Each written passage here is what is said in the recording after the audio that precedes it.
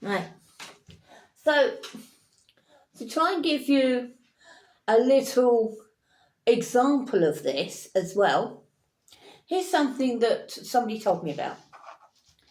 They were doing a course. Their dogs had to go up round the barrel, wrap, run past the next barrel, through the 2 hoops, then come over to the handler's side, because the handler is standing over here, and take this barrel on the inside. So I set it up, okay, and I said, is this how it looked?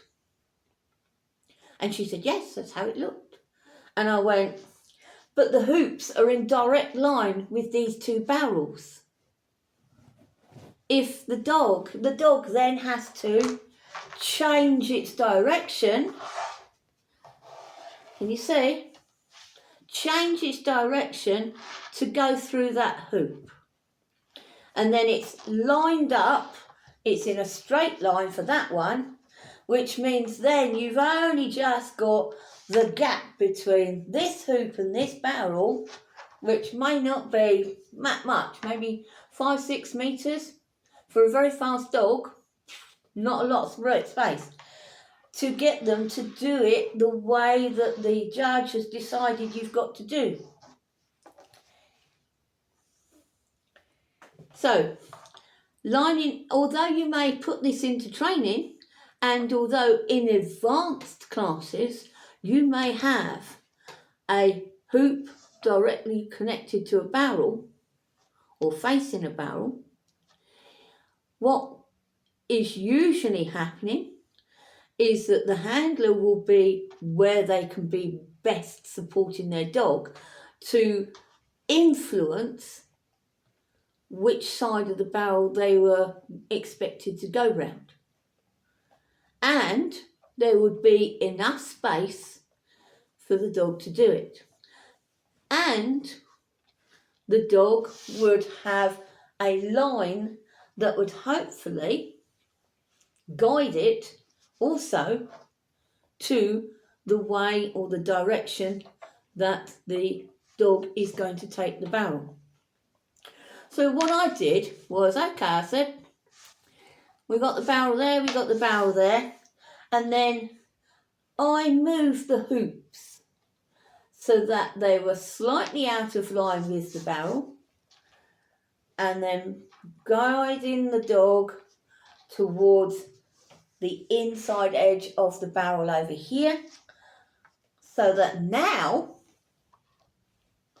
the handler, instead of trying to get the dog to change direction and then change direction again, because it's got to pull in to straighten up and then pull in again, the dog has a line to follow.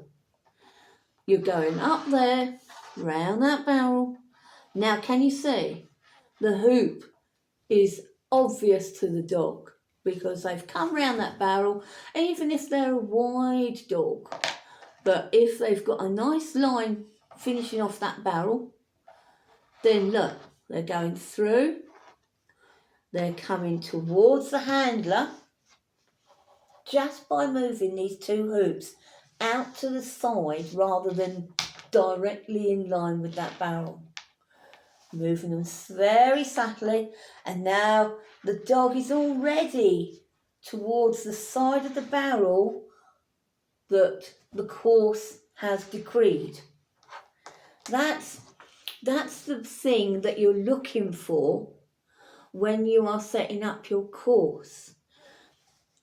You're setting up your course so that the dog has a really nice line of fire, of sight, for its obstacles. We are not out in hoopers to trick the dog or to make the handler work doubly hard to change the dog's balance and back from one side to the other side and back again. We are wanting the course to flow for the dog, and that means they need to have a nice smooth gait and a nice smooth path. So some people call it path, some people call it a track. So Can you see the difference? If I had that, I've got to pull my dog in. My dog is offline.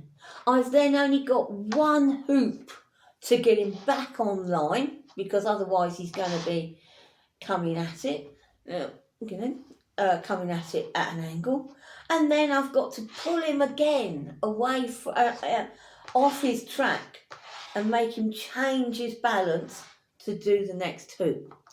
Just by moving your hoops so that the dog's path after the hoop, after the barrel, is obvious. The hoop is obvious. And the way you can do that is this. Okay? Just check. When you set up a barrel, just put a hoop there initially to go, all right, where's the, what is the dog's path? Round there and there. And that way you'll know you'll realise what the dog is going to see as it finishes its turn. So, you may have a hoop in front of a barrel like that, and you may use it for training, but it is for a very advanced level, so it's certainly not a starter exercise. It's not a starter inclusion on a course. You're looking at doing this for the H grades, whereby they know how to send their dog out away from them or pull them in towards them, and the dog understands its requirements.